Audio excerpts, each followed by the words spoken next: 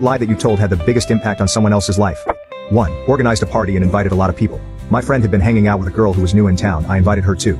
He was, and still is, short, chubby, hairy, rarely the smartest in the room, but an unimaginably kind and nice human being. She was pretty and hanging out in a group where guys heavily outnumber girls. I thought she was using him because he had a car, just to drive her around. That day he asked me if I thought he had a chance if he made a move on her. Smelling the defeat already, I told him absolutely, dude. At least he would get rejected and be able to move on instead of orbiting her. It worked though, and they are still together almost 8 years later. He still thanks me sometimes for helping him make up his mind. 2. When I was in grade 8, my little brother asked me what extrapolation meant, and I told him it was the act of defecating out a window. And that in the olden days, it was standard practice for pilots as there were no facilities on wooden planes. Didn't think anything of it, until years later he came home furious. He was in high school math class and the question came up. So he raised his hand and proudly answered to the confusion of his peers. Whenever he got up to use the washroom for the rest of the year, people would tell him not to extrapolate. 3.